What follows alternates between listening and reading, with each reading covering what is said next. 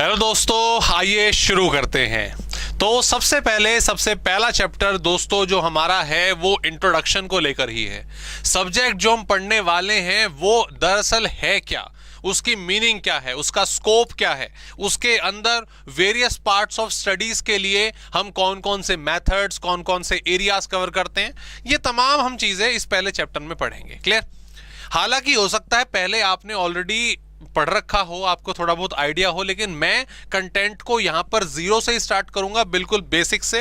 हो सकता है कुछ ना कुछ नया मसाला निकल कर आए। ओके, तो इकोनॉमिक्स हमारा सब्जेक्ट। सबसे पहले तो हमें यही जानना है कि इकोनॉमिक्स होता क्या है।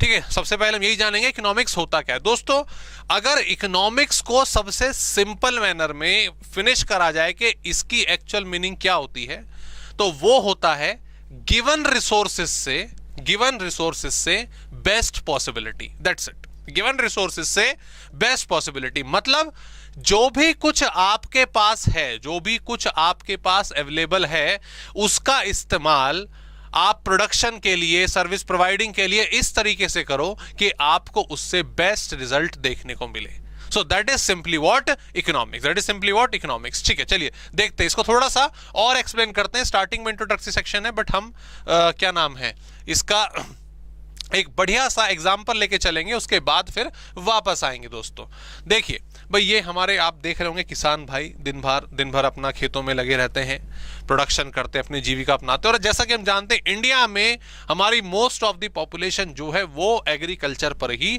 डिपेंड है। ठीक है, आज भी लगभग मोर देन 50% जो हमारी पॉपुलेशन है एग्रीकल्चर तो मैं नहीं कहूंगा, बट हाँ प्राइमरी सेक्टर पर काफी ज्यादा डिपेंडेंट है। और एग्रीकल्चर लेबर में 45-50% के आसपास ये परसेंटेज आती है। क्लियर? अब ये हमारे किसान भाई हैं, ये इनका खेत है, ये एरिया आप इनका देख रहे हैं, ये इसमें अपना कुछ बोना चाहते हैं, इसमें कुछ अपना प्रोडक्शन करना चाहते हैं। तो अगर मैं आपसे पूछूं, ठीक है, मान लो आप ये किसान भाई साहब हैं और आपसे पूछा जाए कि आप अपने इस खेत में क्या क्या प्रोडक्शन कर सकते हो, क्या क्या प्रोडक्शन कर सकते हो, सो आपके दिमाग में दोस्तों बहुत सारे ऑप्शंस आएंगे कि हो सकता है कि भाई हम इसमें जो वीट है उसका प्रोडक्शन कर सकते हैं, इसमें हम राइस का प्रोडक्शन कर सकते हैं, इसमें शुगर कैन का प्रोडक्शन किया जा सकता है, इसमें हम जो पल्सेस हैं उसका प्रोडक्शन भी कर सकते हैं, इसमें कपास की खेती, कॉटन का प्रोडक्शन भी हम कर सकते हैं। क्लियर? तो देयर आर वेरियस ऑप्शंस। ये सारे के सारे प्रोड्यूस नहीं हो सकते। अभी आप क्या कर रहे हो, सिर्फ ऑप्शन क्रिएट कर रहे हो कि भाई इस खेत में हम इन सब चीजों की खेती कर सकते हैं। क्लियर? दोस्तों, ये सारे जो ऑप्शंस आपने यहां पर क्रिएट करे हैं, इनको बोला जाता है वांट्स। इनको क्या बोलेंगे? वांट्स। आप वांट्स कहिए या इसको बोलिए ह्यूमन वांट्स, कि भाई इतना ये सब चीजें प्रोड्यूस की जा सकती हैं। अब ये सब चीजें किसान भाई प्रोड्यूस करना चाहता है और उनके पास ये एक एग्रीकल्चर लैंड है। ठीक है, तो मतलब उनके पास अवेलेबल क्या है?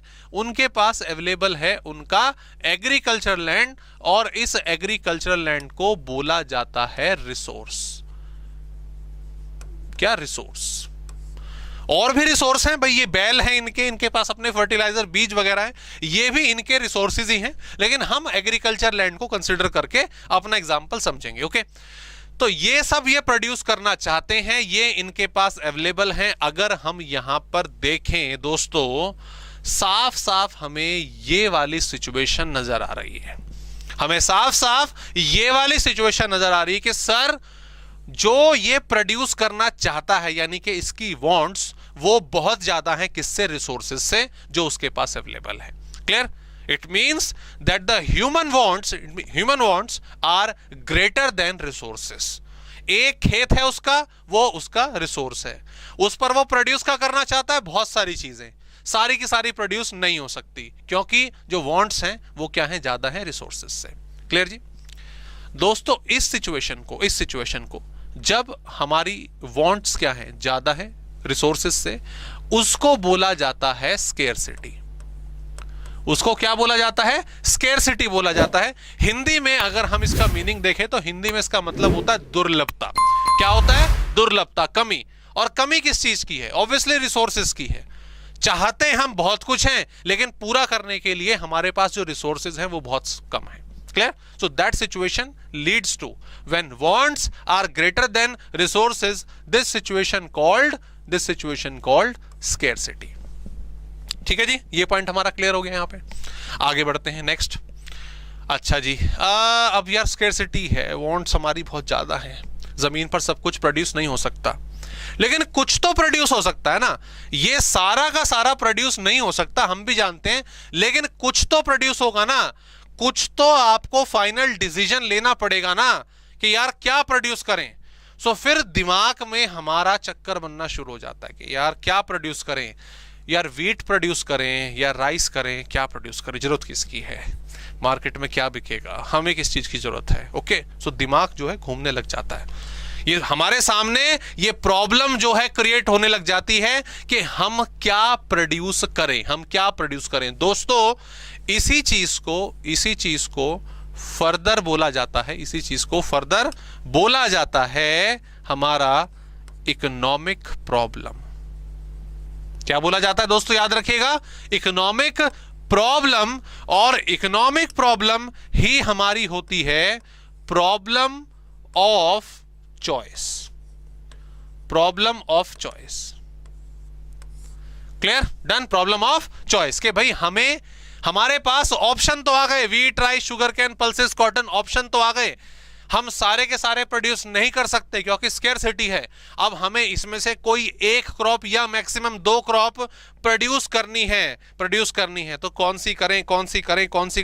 तो ये जो आपके मन में सवाल उठ रहे हैं, जो ये प्रॉब्लम आपके सामने राइज हो रही है, that is known as what, economic problem. इसको हम क्या कहते हैं, इकोनॉमिक प्रॉब्लम का नाम देते हैं।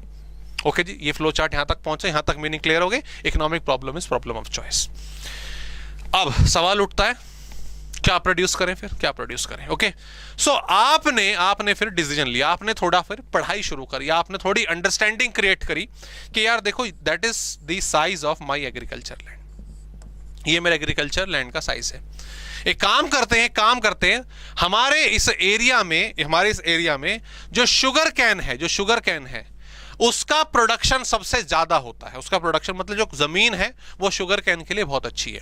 तो आपने फर्स्ट डिसीजन लिया कि इसमें शुगर कैन को प्रोड्यूस करेंगे। ठीक है जी, चलो ये डिसीजन लिया, डिसाइड कर ही रहे थे, लेकिन फिर दिमाग में आया कि यार जैसे मैं शुगर कैन उगा रहा हूं, यार बाकी हो सकता है बहुत सारे लोग शुगर कैन उगाएं। शुगर कैन का प्रोडक्शन इतना ज्यादा हो गया कि मार्केट में दाम उसका अच्छा हमें मिल ही नहीं रहा। और यार ये तो दिक्कत हो सकती है। और बात भी ठीक है, पिछले साल भी सबने शुगर कैन प्रोड्यूस करा था और ऐसी समस्याएं फिर मार्केट में देखने को मिली थी कि प्राइस अच्छा नहीं मिला था। आपके दिमाग में ये सिचुएशन अराइज हुई और on the basis of last year experience आपने डिसीजन लिया कि शुगर कैन फिर रहने दो, छोड़ो। ठीक है, शुगर कैन का प्रोडक्शन सबसे ज्यादा हो सकता है, लेकिन सीधी सी बात है, नहीं रहने दो। खामखा सर्कमस्टांसेस पिछले साल की तरह हो गए तो नुकसान हो जाएगा। हमने जो मेहनत करी, अपनी जो खेती लगाई, हमने जो रिसोर्सेस का इस्तेमाल करा, वो बेकार हो जाएगा। और रिसोर्सेज बेकार नहीं करने हैं, मतलब बेकार नहीं है, अवेलेबल है, वो ऑलरेडी कम है, तो क्या उनको वेस्ट करोगे? नहीं, ये तरीका ठीक नहीं है। अच्छा जी, चलो फिर क्या करें यार, एक काम करते हैं, राइस पर जाते हैं। शुगर कैन के बाद जो सबसे ज्यादा प्रोडक्शन हो सकता है वो राइस का हो सकता है। राइस का प्रोडक्शन कर लेते हैं, चलो इट्स गुड, राइस का प्रोडक्शन कर लेते हैं। फिर आपने सोचा कि देखो, अगर मैं इस पूरे एग्रीकल्चर लैंड में अगर मैं राइस का प्रोडक्शन करता हूं तो 1000 किलो 1000 केजी राइस जो प्रोड्यूस हो सकता है। ठीक है जी, ओके, अच्छी बात है। आपने सोचा कि यार 1000 केजी ज्यादा है, मेरी फैमिली को कंजम्पशन के लिए थोड़ा बहुत अगर मैं मार्केट में बेचूं भी दाम के हिसाब से, अगर मैं 600 किलो प्रोड्यूस कर लूं इस एरिया में तो मेरे लिए सफिशिएंट है, मेरे लिए भी सफिशिएंट है, मार्केट में भी कुछ बिक जाएगा, मुझे प्राइस मिल जाएगा। मैं खामा ज्यादा प्रोड्यूस करूं, हो सकता है ना बिके, मुझे भी जरूरत नहीं है, ये वेस्ट हो सकता है। ओके, ठीक है, ये तो बड़ी सही लग रहा है, एनालिसिस ठीक ठाक लग रहा है सोचने में।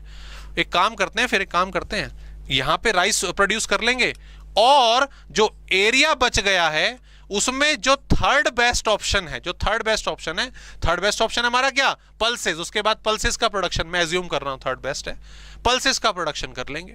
क्लियर? तो आपने अभी दोस्तों क्या करा, जरा मुझे बताओ, आपने अभी क्या करा ये सब क्या आपने आंख बंद करके सीधा डिसीजन ले लिया कि चलो भाई शुगर कैन? नहीं, you know the market circumstances, you know the price of the sugar cane, आपको पिछले साल का एक्सपीरियंस था, आपने डिसीजन लिया नहीं ये ठीक नहीं है।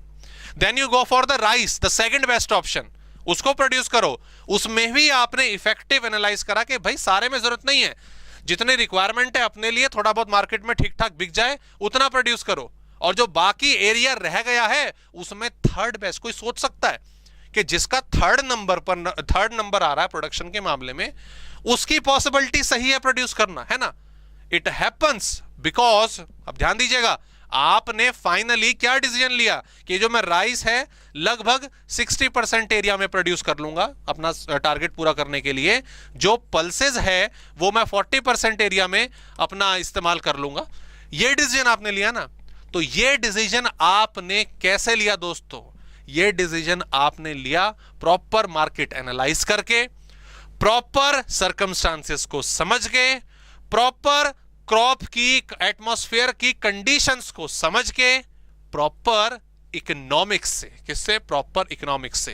कहने का मतलब, अगर ये प्रॉब्लम है तो प्रॉब्लम का सॉल्यूशन भी तो होना चाहिए। तो दोस्तों इस प्रॉब्लम का सॉल्यूशन ही होता है इकोनॉमिक्स। यस, इस प्रॉब्लम का सॉल्यूशन ही होता है इकोनॉमिक्स। अगर मैं एक बिल्कुल सिंपल सी बढ़िया सी, आप नोट करेंगे इसको, इकोनॉमिक्स की डेफिनेशन बताऊं आपको। So economics, right, economics is about making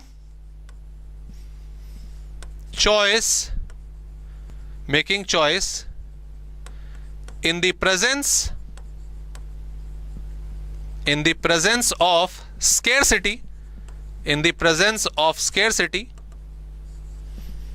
in best possible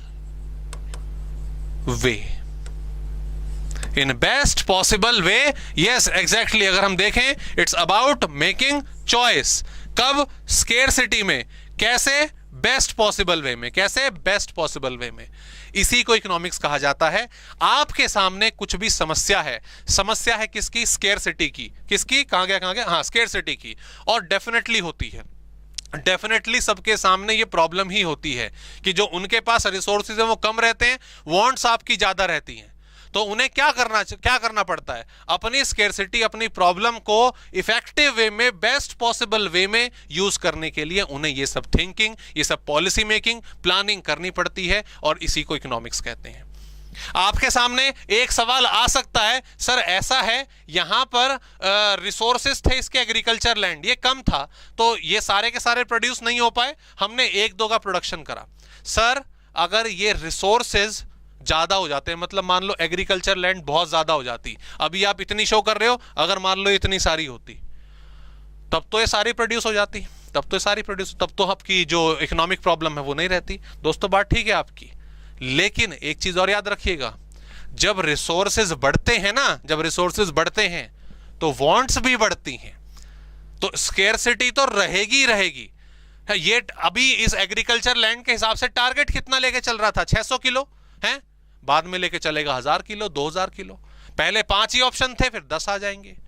पहले पर्पस सिर्फ एग्रीकल्चर था, हो सकता है फिर फैक्ट्री लगाने का भी आ जाए। तो आपके जो वांट्स हैं, जो रिक्वायरमेंट है, वो बढ़ती रहेंगी। स्केर्सिटी हमेशा होगी, इकोनॉमिक प्रॉब्लम हमेशा होगी, और उसे इफेक्टिव तरीके से बेस्ट पॉसिबल वे में इस्तेमाल करने के लिए हमें इकोनॉमिक्स की आवश्यकता होगी। सो that's the meaning of economics, कि भाई हमें इसकी जरूरत क्यों पड़ती है। ठीक है, आइए वापस चलते हैं अपने थ्योरेटिकल कंटेंट पर। जैसा कि हमने यहां पर देखा स्टार्टिंग में, तो वही सब चीजें यहां पर हमें बताई जा रही हैं कि economics is one of the social science. ये एक हमारा सब्जेक्ट है, सोशल साइंस का सब्जेक्ट है, जैसे ज्योग्राफी है, हिस्ट्री है, हमारे आसपास की चीजें, और हम अपने आसपास इकोनॉमिक्स ही होते हुए देखते हैं। पॉकेट मनी मिलती नहीं मिलती? बताओ, पॉकेट मनी घर से मिलती है नहीं मिलती? पॉकेट मनी जब आपको मिली, मान लो मैं अज्यूम कर रहा हूं 500 रुपए मिली आपको, है ना, तो 500 रुपए की प्लानिंग देखो आप कैसे कैसे करते हो, है ना। इससे फोन रिचार्ज इतना होगा, इससे कुछ खाने पीने की चीज इतनी होगी, किसी को चॉकलेट देनी है, किसी को रोज देना है, पता नहीं क्या क्या आप पूरी प्लानिंग कर लेते हो, है ना। लेकिन क्या सारे टारगेट पूरे हो? दोस्तों के साथ पार्टी भी कर लूं, अपने लिए भी कुछ खरीद लूं, ऐसा नहीं हो पाता, है ना। सो व्हाट यू डू, आप क्या करते हो? Best possible. यार दोस्तों के साथ जाऊं या अपने लिए कुछ खरीदूं, या किसी को चॉकलेट दूं या खुद ही चॉकलेट खा लूं, होता ना, मतलब सेटिंग अपनी करते हो, प्लानिंग वगैरह। दैट इज व्हाट, कि जो 500 रुपए हैं वो रिसोर्स आपके वो कम है, वांट्स क्या है, ज्यादा है। सर अगर 500 की जगह 5000 दे दिए पापा ने, 5000 दे दिए, फिर तो हम सब कुछ कर सकते हैं। अरे नहीं कर सकते भैया, बिल्कुल नहीं कर सकते।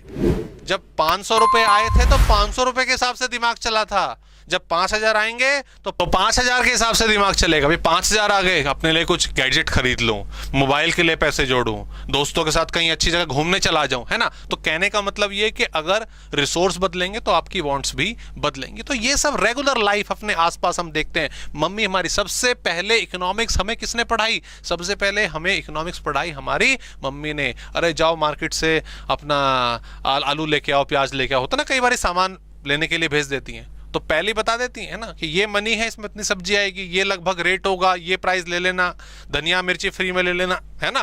दैट इज व्हाट इकोनॉमिक्स, कि वो जो पैसा है, जो अमाउंट है, वो रिसोर्स है। सब्जियां ज्यादा हैं, ज्यादा से ज्यादा सब्जियां आ जाएं अपने अमाउंट में तो बढ़िया। ये चीज क्या, ये इकोनॉमिक्स होती है। ये चीज क्या, that is what economics. Okay, so यही चीज हमारी सीधी सी बात है, it relates with our economic activity के साथ ये डील करती है सारी की सारी। इट्स ऑल अबाउट कि हमारा जो मनी है हम उसे किस तरीके से अपना स्पेंड करते हैं। और यस, सबसे मेन चीज हमारी यहां पर जो आ जाती है, it is a problem, it is a problem जो किसकी है, आपकी स्कैरसिटी की। It is a problem because human wants are unlimited and societies resources are limited. So the central task of economics is how much of a commodity, yes, how much of a commodity are to be produced, जहां पर हमें सबसे ज्यादा satisfaction मिले। और अभी आपने इस एग्जाम्पल में दोस्तों यही तो करा था, हमें किसकी कितनी उगानी है, यही तो डिसीजन लिया था। भाई इसकी 600 रहेंगी, 40% रहेगा। आप अगर इसमें 100% एरिया में राइस प्रोड्यूस कर देते तो बेस्ट सेटिस्फेक्शन शायद नहीं मिलता, कुछ चीजें बिकती, कुछ नहीं बिकती, दिक्कत रहती। एनालिसिस आपने बढ़िया करा ना भाई, बोला पल्सेस को लेकर आओ, उसको उगाएंगे। So that's the management, that's the economics, कि जो भी कुछ रिसोर्स है उसका बेस्ट पॉसिबल वे में इस्तेमाल करना। ओके दोस्तों, सो that is simple the meaning of economics. Main definition जो हमने यहां पे लिखी, सिंपल सी, कि economics is about making choice in the presence of scarcity in best possible way. चलिए जी आगे बढ़ते हैं, सफर को ले जाते हैं आगे। और यस, हाँ जी, दो दोस्त आ गए हमारे, एक है आपका माइक्रो और एक है आपका मैक्रो। सफर आगे जाने से पहले हमें इसके बारे में नॉलेज होनी बहुत जरूरी है, हमें इसके बारे में नॉलेज होनी बहुत ज्यादा जरूरी है कि इकोनॉमिक्स, ठीक है, इकोनॉमिक्स का मीनिंग हमने पढ़ लिया, तो इकोनॉमिक्स की भी क्या आगे कोई ब्रांचेस होती हैं? तो जैसा कि आप देख रहे हैं दोस्तों, हमारे इकोनॉमिक्स की मेन दो ब्रांचेस होती हैं जो हमें पढ़नी होती हैं। One is what micro and one is what macro. Micro economics और मैक्रो इकोनॉमिक्स, ये दोनों क्या है, आइए मतलब समझते हैं। अगर आप यहां पर ध्यान दें, माइक्रो मैक्रो, तो यहां पर आ रहा है आई और यहां पर आ रहा है ए। जब मैं बात कर रहा हूं आई की, तो I is for individual, I is what individual, and A is what all, या फिर आप कहिए एग्रीगेट, सम टोटल, ऑल या aggregate, that is I, that is A. Sir इसका मतलब क्या हुआ? ध्यान दीजिए, ध्यान दीजिए। आप इकोनॉमिक्स में स्टडी कर रहे हो, आप इकोनॉमिक्स में स्टडी कर रहे हो किस पर्सपेक्टिव से, किस पर्सपेक्टिव से? दैट इज माइक्रो इकोनॉमिक्स या मैक्रो इकोनॉमिक्स। ध्यान देंगे, ऊपर जो आपने एग्जांपल लिया, ऊपर जो आपने एग्जांपल लिया, ऊपर एग्जांपल आपने लिया था एक फार्मर का, सिंगल फार्मर का। वो फार्मर, उसका प्रोडक्शन, उसका एग्रीकल्चर लैंड, उसके पास resources. Okay, so you are studying about individual unit, that is micro economics, that is what micro economics. लेकिन क्या पूरे स्टेट में, पूरे डिस्ट्रिक्ट में या पूरी कंट्री में वो एक ही किसान है क्या? क्या वो अकेला किसान है? Sir definitely not. इतने सारे फार्मर हैं, इतने सारे किसान हैं, बहुत ज्यादा। उन सबको अगर हम एक साथ कंसिडर करके उनकी स्टडी करें, उन सबके पास टोटल जमीन कितनी है, वो टोटल कितना प्रोडक्शन कर सकते हैं, मार्केट में उनका सभी कमोडिटीज का एक एवरेज प्राइस क्या हो सकता है। Now you are studying about all, now you are studying about aggregates, that is macro economics. Clear? ये पेन आपका, ठीक है, इसका प्राइस क्या है, इसकी मार्केट में डिमांड कितनी होती है, जो फर्म्स हैं इसको कितनी क्वांटिटी में बना रहे हैं, कब इसकी डिमांड बढ़ती है, कब इसकी सप्लाई बढ़ती है, वगैरह वगैरह। You are studying about the individual unit, that is micro economics. लेकिन मार्केट में, मतलब इकोनॉमी में, क्या ये अकेली कमोडिटी, अकेला पेन है? नहीं सर, ये मार्कर भी है, ये हाइलाइटर भी है, ये कैलकुलेटर भी है, ये पेंसिल भी है, ये पेन भी है, ना जाने कितनी सारी कमोडिटीज इकोनॉमी में है।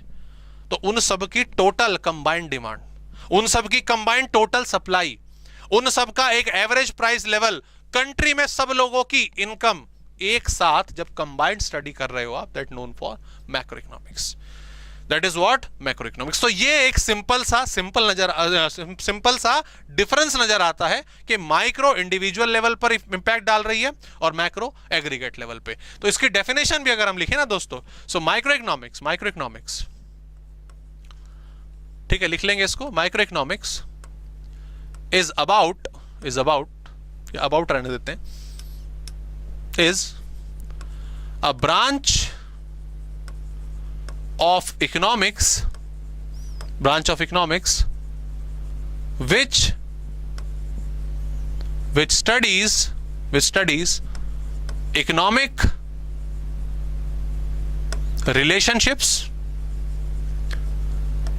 relationships, नोट करेंगे आप साथ साथ, economic relationships, economic problems and their solutions at individual level,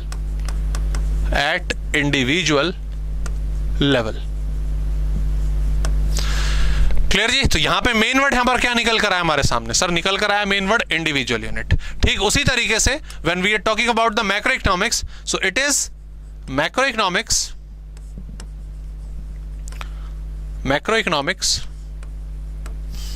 is a branch of economics, ये भी ब्रांच है, वही ब्रांच है, which studies economic relationships, same word आ रहा है, economic problem and their solutions of an economy। अगर आप देखो यहां तक बिल्कुल सेम डेफिनेशन है, बस यहां पर क्या जाएगा, at aggregate level. At what sir? Aggregate level. यहां पर मेन वर्ड क्या आया कि हम यहां पे सिंगल बेसिस पर टारगेट ना करके सबको एक साथ सम टोटल करके उस पर टारगेट लेते हैं। जैसे मैं एग्जांपल भी लूं इसका, अगर मैं एग्जांपल यहां पे लिखूं, डिमांड ऑफ अ गुड, एक सिंगल कमोडिटी का क्या डिमांड है ना। लेकिन अगर इसको मैं मैक्रो लेवल पे ले जाऊं, सबका टोटल कर दो एक साथ, so it becomes aggregate demand. It becomes what? Aggregate demand. अगर मैं बोलूं कि सप्लाई ऑफ अ फर्म, तो ये माइक्रो हो गया, अ सिंगल फर्म। लेकिन सारे फर्म्स की, सारी फैक्ट्रीज की सप्लाई आपने जोड़ दी तो इट बिकम एग्रीगेट सप्लाई। ऐसे ही मैं बोलूं इनकम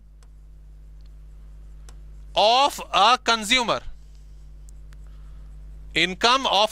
अकेले कंज्यूमर की इनकम, बिल्कुल ठीक बात है, क्या दिक्कत है ना, माइक्रो। लेकिन पूरी कंट्री की इनकम अगर आप एक साथ जोड़ दो तो वो क्या बन गया? Aggregate income. उसको बेटर वर्ड हमारे पास है उसके लिए क्या, कि यार हम उसको नेशनल इनकम बोलेंगे।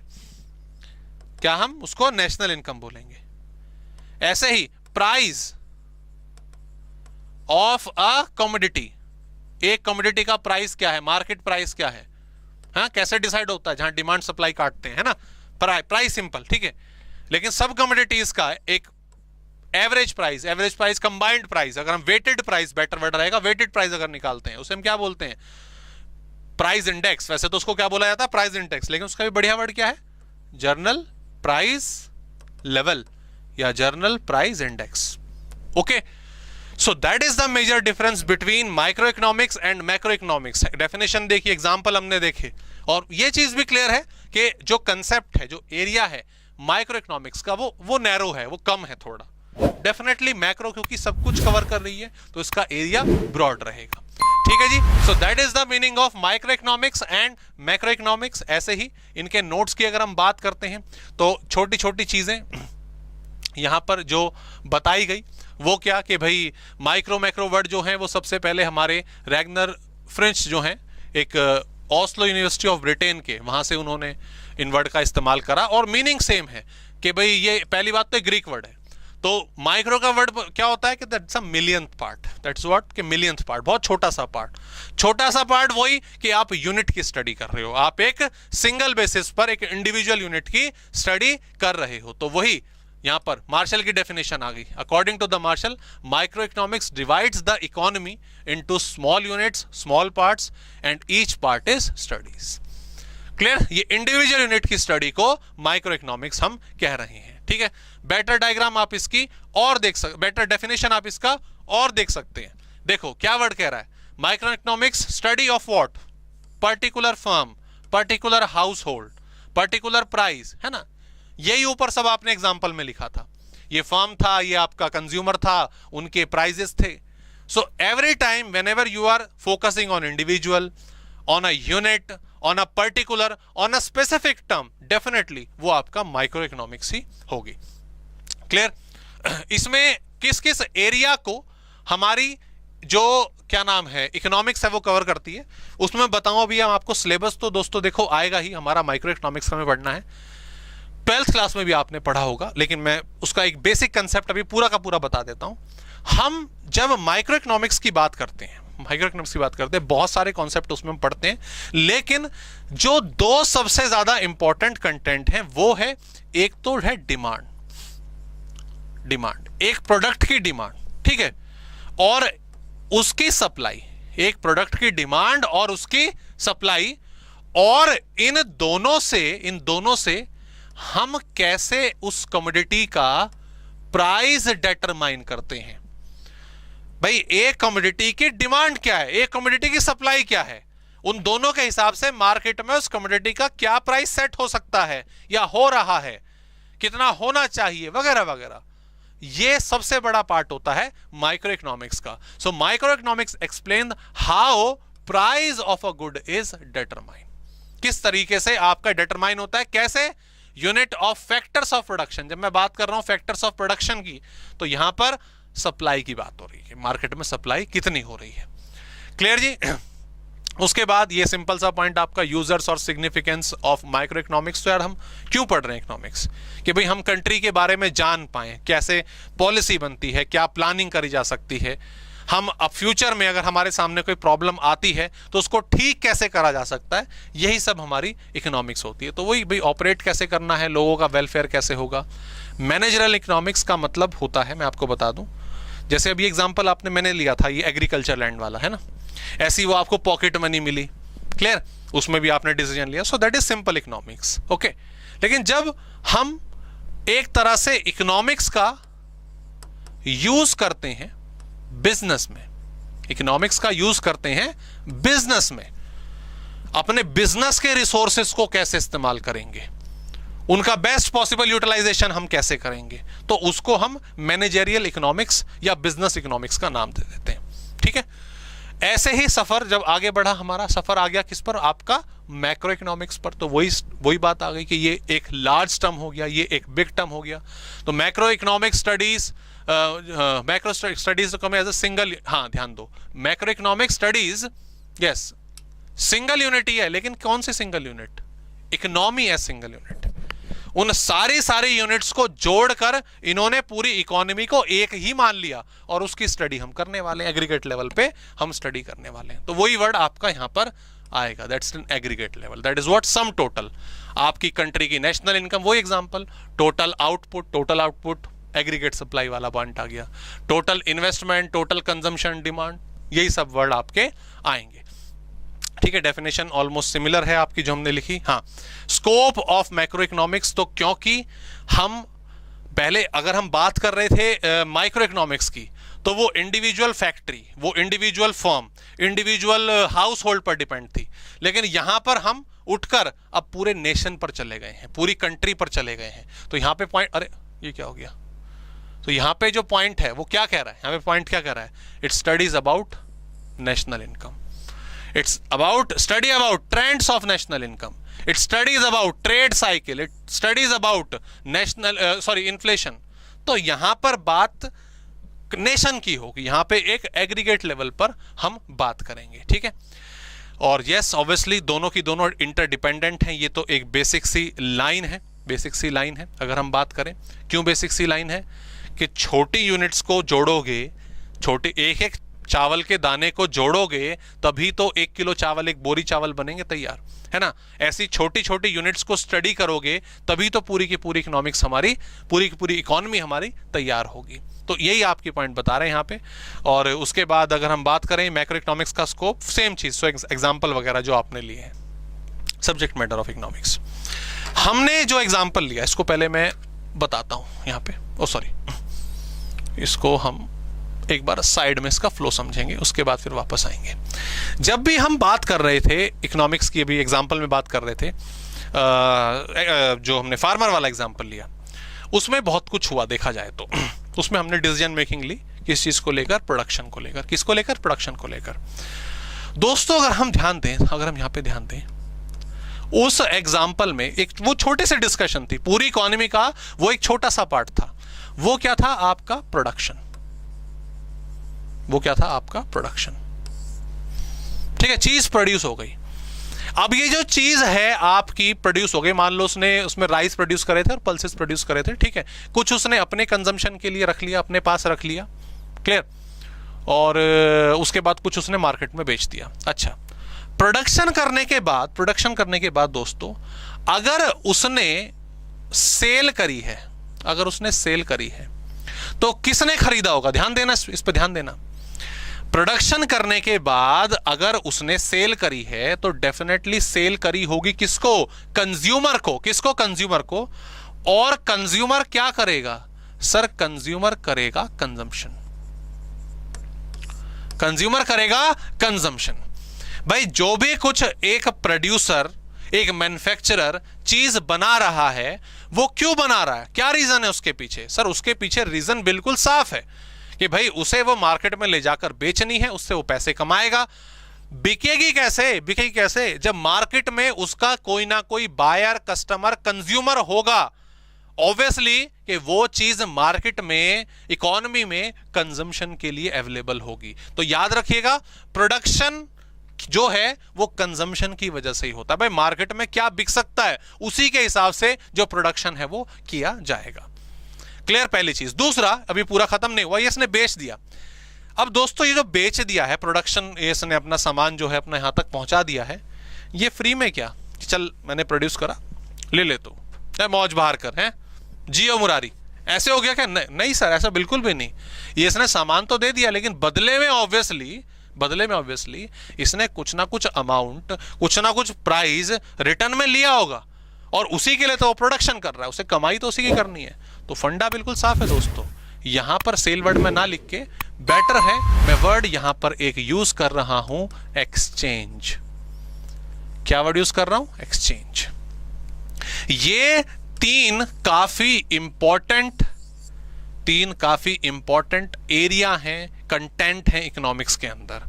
प्रोडक्शन है, कंजम्पशन है, चीजें बनाना, चीजें कंज्यूम करना, और इन दोनों को जोड़े है कि भाई ये दोनों चीजें कब हो पाएंगी, जब प्रोड्यूसर्स के बीच में, कंज्यूमर्स के बीच में कुछ ना कुछ एक्सचेंज होगा, कुछ ना कुछ लेन देन होगा। लेन देन किसका, यहां से कमोडिटी जाएगी और यहां से पैसे आएंगे। तो दोस्तों ये तीन काफी इंपॉर्टेंट एरिया आपके इकोनॉमिक्स के होते हैं। एक होता है प्रोडक्शन, एक होता है एक्सचेंज, और एक होता है हमारा, यस एग्जैक्टली, कंजम्पशन। आइए इनके बारे में पहले समझते हैं। अभी एक पॉइंट और है, हालांकि एक पॉइंट का पॉइंट तो बहुत सारे होते हैं, पर पहले इन तीनों को जरा आपको एक्सप्लेन करता हूं। आई होप मीनिंग तो क्लियर हुआ। तो हमें यहां पर कौन कौन से पढ़ने हैं, हमें एक प्रोडक्शन पढ़ना है, एक एक्सचेंज पढ़ना है, डिस्ट्रीब्यूशन आएगा भी, इसकी डिस्कशन करेंगे, और कंजम्पशन, पहले इन पर फोकस करते हैं। तो प्रोडक्शन का मतलब दोस्तों मैं आपको बता दूं शॉर्ट में, अभी प्रोडक्शन में हालांकि आगे हम पढ़ेंगे, it is creation of utility. लिख लीजिएगा, बहुत बढ़िया word. Production is simply creation of utility. Utility क्या? यूटिलिटी किसकी? कंज्यूमर की। कंज्यूमर की जरूरत के हिसाब से जो भी गुड्स एंड सर्विसेज आप बना रहे हो अपने रिसोर्सेज के आधार पर, that is known as what? Production. उसे हम क्या कहते हैं? प्रोडक्शन कहते हैं। इसके कई सारे फॉर्म्स भी होते हैं, इसके पार्ट्स भी होते हैं, पर वो क्या, वो अभी जब प्रोडक्शन चैप्टर तक पहुंचेंगे तब उसके बारे में डिस्कस करेंगे, अभी नहीं। ठीक है, ये एक प्रोसेस है जिसमें हम रॉ मटेरियल को फिनिश गुड में कन्वर्ट करते हैं। ठीक है, ये अच्छा लिखा ही हुआ है, it is nothing but creation of utility. अच्छा, ऊपर जो लिखा हुआ ना दोस्तों, ये it is a process of change the raw material into final good. ये प्रोडक्शन ही है, लेकिन ये पूरे प्रोडक्शन कैटेगरी का एक पार्ट है। That is not a complete thing. सिर्फ रॉ मटेरियल को फिनिश गुड में कन्वर्ट करना प्रोडक्शन नहीं होता, प्रोडक्शन और ज्यादा वास्ट होता है, पर वो क्या, वो आगे देखेंगे।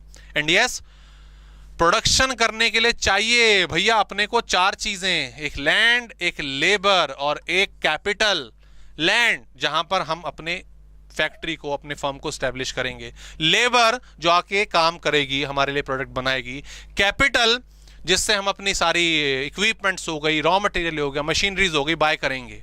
और ये तीनों चीजें अगर मिल भी जाएं तब भी कुछ ना हो पाएगा, तुमसे तब भी कुछ ना हो पाएगा। कब हो पाएगा? जब आपके पास ये वाली चौथी स्किल होगी। इसको हम एंटरप्रेन्योरशिप भी कहते हैं, एंटरप्रेन्योर या एंटरप्रेन्योरशिप भी कहते हैं।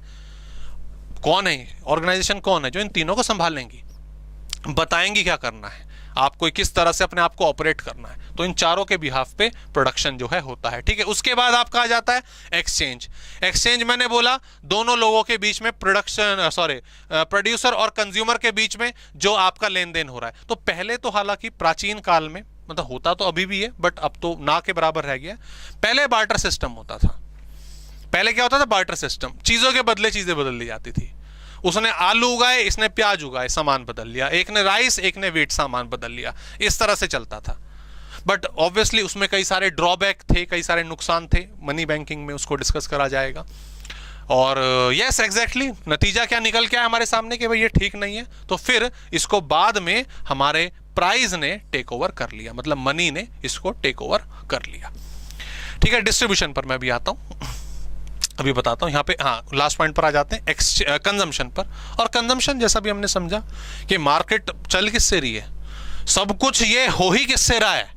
ठीक है भाई, पेट की वजह से, ठीक है अभी तो कम है, पेट की वजह से, एपेटाइट की वजह से, कंज्यूमर की वजह से कि भाई हमें कंजम्पशन के लिए इन चीजों की जरूरत है, हमें ये चाहिए। हाँ, इसीलिए तो कंजम्पशन हो रहा है, प्रोडक्शन हो रहा है। तो मेन चीज क्या आ गई लास्ट आपकी? कंजम्पशन, कि भाई यहां पर अब हम चीजों को यूज करेंगे, उनको यूटिलाइज करेंगे, जो भी कुछ प्रोड्यूस हुआ है, इसी को हम कहते हैं आपका कंजम्पशन। और एक तरह से it is what? Final purchase. It is what? Final purchase. ये अंत है बात का, इसके आगे अब दोबारा से ही प्रोडक्शन एक्टिविटी होगी। तो ये 3 पॉइंट दोस्तों सिंपल से थे। मैं जरा अब आ जाता हूं आपके अगले, जो चौथा पॉइंट इसमें और डिस्कस करने के लिए बोला गया। देखो हमने यहां पर ये अपना सर्कल बना लिया, प्रोडक्शन को, एक्सचेंज को, कंजम्पशन को आपस में जोड़ लिया। ठीक है जी, बहुत बढ़िया बात, बहुत बढ़िया। अब इसमें एक चीज और आ जाती है, वो क्या? देखो प्रोडक्शन कर, जब प्रोडक्शन की बात हुई, जब प्रोडक्शन हुआ और एक्सचेंज मिला वापस में, तो मैंने बोला था कि प्रोडक्शन करने के लिए हमें लैंड, लेबर, कैपिटल और एंटरप्रेन्योर, ठीक है, इन 4 चीजों का इस्तेमाल हुआ। ठीक है, और फिर जाके प्रोडक्शन हुआ। ये प्रोडक्शन, एक मैं इंडिविजुअल यूनिट ले रहा हूं कि ये जो प्रोडक्शन यूनिट है मिस्टर ए की थी। किसकी थी? मिस्टर ए की थी। और मिस्टर ए ही अपनी एंटरप्रेन्योरशिप को मैनेज कर रहे हैं, वही डिसीजन लेते हैं, वही प्लानिंग करते हैं। तो मिस्टर ए का प्रोडक्शन फर्म है और मिस्टर ए की ही एंटरप्रेन्योरशिप है। ठीक है, मिस्टर ए ने जो प्रोडक्शन करा और उससे मतलब सामान को बेचा, तो बदले में इनको पैसे मिले। पैसे मिले इनको कितने? मान लीजिए हम एज्यूम कर लेते हैं 1 लाख। कितने? 1 लाख। अब इस 1 लाख का क्या, ये 1 लाख किसके, ये 1 लाख किसके? ध्यान दीजिए दोस्तों, ये 1 लाख मिस्टर ए अपनी जेब में डालें और दुबक के निकलने नहीं, इकॉनमी नहीं चलेगी, इकॉनमी नहीं चलेगी। क्यों? ये जो 4 चीजें दोस्तों आपने इस्तेमाल करी हैं, इनको बोला जाता है फैक्टर्स ऑफ प्रोडक्शन। इसको हम क्या बोलते हैं? Factors of production. प्रोडक्शन करने के लिए क्या क्या चाहिए? भाई साहब ये चाहिए, मुझे ये बताओ, ये फ्री में काम करेंगे? ये सारे के सारे फ्री में काम करेंगे क्या? आके जमीन ले ली किसी की, अरे यार कोई नहीं, क्या तेरा क्या मेरा, ठीक है पैसे वैसे बात छोड़ो, रहने दो। क्या लेबर को बुला लिया, अरे यार तुम खाली तो बैठे थे, मेरे आगे काम कर दो। अरे पैसे मैंने बैंक से ले लिए, अरे यार तुम्हारे पास रखी थी मुझे दे दो। क्या है? ऐसा होगा क्या? नहीं, ऑब्वियसली नहीं। हमने जो जमीन ली है उसका रेंट चुकाना होगा, हमने जो लेबर से काम करवाया है उसको वेजेस चुकानी पड़ेगी, हमने पैसा जहां से उठाया है उस पर इंटरेस्ट चुकाना पड़ेगा, और उसके बाद जो बचेगा उसे एज अ प्रॉफिट हम अपने पास रख लेंगे। अब इररिस्पेक्टिव जो भी था भाई, जमीन का जो रेंट था वो 20,000 था, लेबर की 30,000 थी, इंटरेस्ट 15,000 था, वो जो भी कुछ अमाउंट हो, बट द थिंग इज कि ये जो 1 लाख रुपए थे, ये एक स्पेसिफिक रेट पर जो डिसाइडेड रेट था, इन सब के बीच में, अपने फैक्टर्स ऑफ प्रोडक्शन के बीच में बटे, डिस्ट्रीब्यूट हुए। दोस्तों यही आपकी एक और मेन इकोनॉमिक्स की एक्टिविटी है, डिस्ट्रीब्यूशन। एक मेन कंटेंट है व्हाट इज डिस्ट्रीब्यूशन, और ये बहुत जरूरी है, बहुत जरूरी है, बहुत ही इंपॉर्टेंट पॉइंट है, क्योंकि इसी से पता चलता है कि हमारी कंट्री में गरीबी कितनी, अमीरी कितनी। हमने जमीन वाले को किराया बहुत कम दिया, लेबर को फेयर वेज रेट नहीं दी, इंटरेस्ट चुका के ज्यादा प्रॉफिट अपने पास रख लिया। So it will create inequality of income. It will create what? Inequality of income. अमीर और ज्यादा अमीर, गरीब और ज्यादा गरीब। लेकिन डिस्ट्रीब्यूशन को अगर ठीक तरीके से करा जाए, इसको इंपॉर्टेंस दी जाए, इन सबको इनके फेयर वेज रेट दी जाए, फेयर वेज रेट दिए जाए, फेयर जो प्राइस था वो दिया जाए, तो इनके बीच में इनइक्वालिटी कम होगी, एक अच्छा बैलेंस क्रिएट होगा, सब लोग समृद्ध होंगे, सबकी प्रोग्रेस होगी। क्लियर? सो इसीलिए डिस्ट्रीब्यूशन भी एक इंपॉर्टेंट फैक्टर बन जाता है कि जो भी कुछ हमने जनरेट करा, जो भी इनकम हमने कमाई है, क्या उसका डिस्ट्रीब्यूशन सही तरीके से हो रहा है या नहीं हो रहा है। क्लियर दोस्तों? बढ़िया जी। हाँ जी, आगे बढ़ते हैं। आइए अब इसको डिस्कस करते हैं, जो हमारा थर्ड पॉइंट था डिस्ट्रीब्यूशन। तो वही पॉइंट आ गया हमारा कि भाई जो भी कुछ हमने इनकम कमाई है उसको हमने शेयर कैसे करा है फैक्टर्स ऑफ प्रोडक्शन के बीच में। ठीक है भाई, टोटल इनकम क्या थी कि जो हमने बेचकर कमाया, और उसको फैक्टर्स ऑफ प्रोडक्शन के बीच में हमने as a rent, as a wage, as an interest किस तरीके से बेचा है। ठीक है, इसके 2 पार्ट हैं, एक माइक्रो लेवल, एक मैक्रो लेवल। जो एग्जांपल मैंने आपको अभी दिया सिंपली, ये एक माइक्रो लेवल का एग्जांपल था। Micro distribution is nothing but pricing of factors of production, कि हम जो उनका प्राइस है उनकी पर यूनिट के हिसाब से उनको कैसे देते हैं। क्लियर? हाँ, जब मैं मैक्रो पे आ जाता हूं ना दोस्तों, यहां पर तो आपने क्या करा, यहां पर तो आपने क्या करा, एक फर्म के रेवेन्यू को बांटा। ओके, लेकिन जब हम कंट्री की बात करते हैं तो वहां पर नेशनल इनकम की बात होती है कि नेशनल इनकम को किस तरीके से डिस्ट्रीब्यूट करा जाता है। ओके दोस्तों, चलिए जी, आज की क्लास में हम इतना ही कंटेंट रखेंगे। अगली क्लास में हम और भी डेफिनेशंस वगैरह हैं, इनके बारे में भी चर्चा होगी। इकोनॉमिक्स, क्योंकि मैं आपको बता दूं इकोनॉमिक्स क्या है। इकोनॉमिक्स एक थ्योरी सब्जेक्ट है दोस्तों। Economics is not completely science. Economics is not completely science. Science में क्या होता है कि जो थ्योरी, जो प्रिंसिपल एक बार क्रिएट हो गया वही लंबे समय तक रहेगा।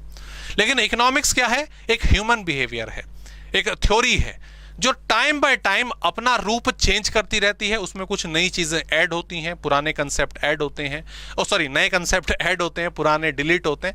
ये बैलेंस चलता रहता है। उसी चीज को लेकर इकोनॉमिक्स के बारे में अलग अलग टाइम पर अलग अलग इकोनॉमिस्ट ने अपने पॉइंट ऑफ व्यू रखे।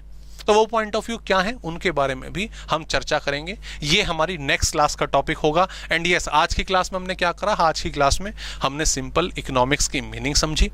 ठीक है, उसके जो फ्लो चार्ट था वो समझा। उसके बाद हमने देखा इसकी 2 ब्रांचेज हैं, माइक्रो मैक्रो। दोनों में कुछ डिफरेंस नहीं है, दोनों का काम एक ही है। हाँ, मेन चीज क्या है, एक इंडिविजुअल लेवल पे काम करती है माइक्रो इकोनॉमिक्स, और एक एग्रीगेट लेवल पे करती है। और साथ ही फिर इकोनॉमिक्स के तहत अंडर कौन कौन से फैक्टर्स हम स्टडी करते हैं, हमने प्रोडक्शन की बात करी, कंजम्पशन की बात करी, हमने एक्सचेंज की बात करी, डिस्ट्रीब्यूशन की बात करी. So all these are content of economics. ऐसे इन्वेस्टमेंट भी होता है, ऐसे सेविंग भी होता है, बट जो आपका कायदे से सब्जेक्ट में बनता है हम उतना ही पढ़ेंगे. नेक्स्ट क्लास में दोस्तों शुरू करते हैं definition of economics. Please topic को रिवाइज करेगा, कोई भी क्वेरी, कोई भी डाउट हो तो पूछेगा, और यस अपने नोट्स जो हैं तैयार करिएगा स्टेप बाय स्टेप. मिलते हैं आपसे नेक्स्ट क्लास में. Please take care.